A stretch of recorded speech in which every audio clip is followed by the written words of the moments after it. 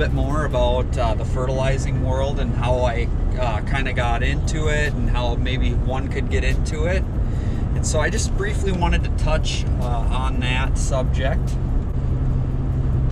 I think there's a reason why not a lot of YouTubers talk about this, and I think the reason being is that it varies so much state to state, right? We're going to be different here in Minnesota than you might be in Pennsylvania or Florida or Georgia or Texas. Might be a little bit different. We got warm season grasses and cool season grasses. How you get started is you want to make sure that you check and you know the regulations, how to get certified, because you do need to be certified. There's a core here in our state, which I believe is pretty much similar across the nation. It's your core things that you need to know. That's our category A here in Minnesota. We have a bunch of different categories. E is our second category, so you have to be you have to test for at least 2 categories. So category E here in Minnesota is turf and ornamentals, which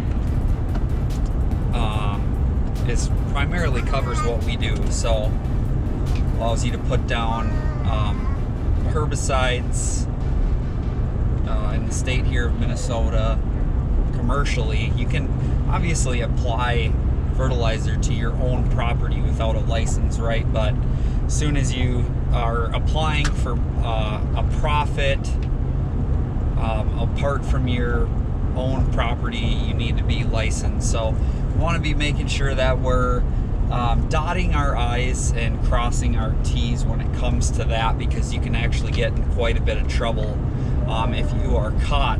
There's so many ways to get in trouble with this as is. I just would never push the limits or try to do anything that you're not supposed to do as far as chemicals. Definitely don't be out there applying commercially without that.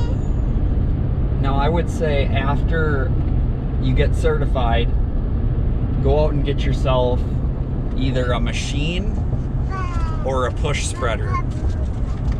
A lot of you guys aren't going to have just a ton of expendable cash to go purchase a $14,000 fertilizer spreader. So one way that you can get around that is to go out and purchase. Now, these are not cheap either, but cheaper than a power spreader. I would get a Lesco, makes a good push spreader. Start pushing yards. You can also do drag a hose, get a tank with a pump on it. It's a good way to do weed control. But there's definitely cheaper alternatives than going out and purchasing a spreader like we have. So I think like a lean to steer is about 10 grand. Exmark and Toro make a good lean to steer. I believe Lesco does, Turfco. I could be wrong on that, but they're a little more reasonably priced than these zero-turn spreader sprayers. So that's what I started with, actually. I've drug hoses, I've used all sorts of them. I think a lean to steer would be a great maybe mid-entry level, intermediate machine to buy. So I kind of skipped one step there, and this is kind of a no-brainer, I think, but make sure that you have the work, the customers, before you go out and invest that kind of money in the equipment to do this. So pre-spring, I would say, definitely start lining up some customers. Now, if you're adding on to your like an existing mowing business, it's a lot easier to pick up customers, because they're oftentimes going to probably have somebody already applying the fertilizer or just doing it themselves. Now, it's pretty easy to sell fertilizing in comparison to lawn care. Lawn care is super cutthroat. mowing wise. It's super cutthroat. So fertilizing is a lot easier to sell to a customer if you know what you're talking about. I would say that is the third step, is getting in touch with somebody locally, like a co-op. We have Federated. What else do we have? Crop Production Services, which is now Nutrient around here. So get in touch with a local co-op. Talk to somebody that specializes in turf grass, and just talk to them about a program that works locally, and they'll oftentimes be able to give you information in regards to fertilizing, weed control. They'll let you know which products work, how to use them, how to calibrate a machine. We have a video about calibrating a machine, but make sure you're not just throwing poop at the wall and hoping that it sticks. We want to make sure that we're putting down the right amount for the lawns that we're servicing. And I'm sorry guys, taking a corner here. Got stuff flying all over the place.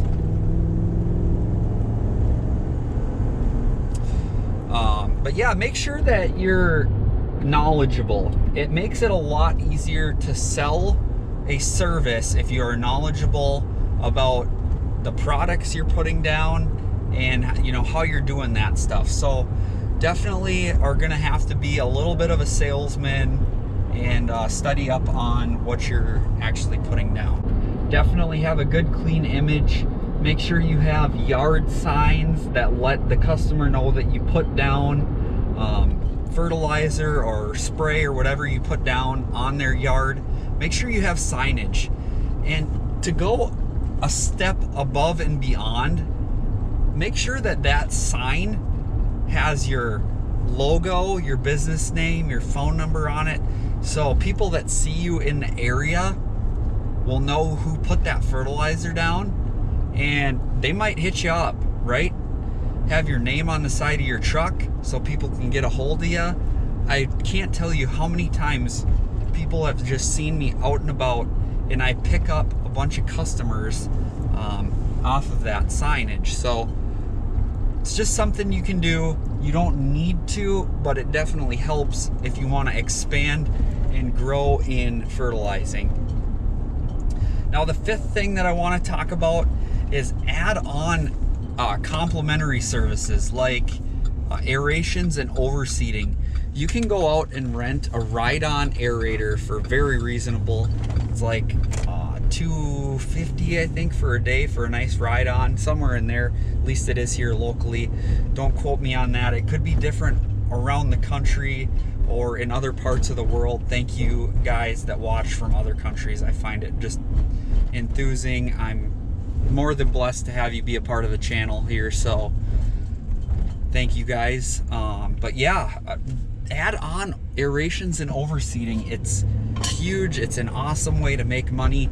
We do it here in the fall on our cool season grasses, and I think you guys can definitely make hay when it comes to adding those complementary services. So we added our fertilizing and aerations, overseeding, all that stuff, just so we could be a yes man in the area. And I think it definitely helps, guys. We make good money offering these services. I would say far better than lawn mowing. So if it's something you're afraid to dabble in, definitely take the steps to investigate what you need to do to get on the bandwagon, because there's money to be made in it, guys. So I'm getting home here.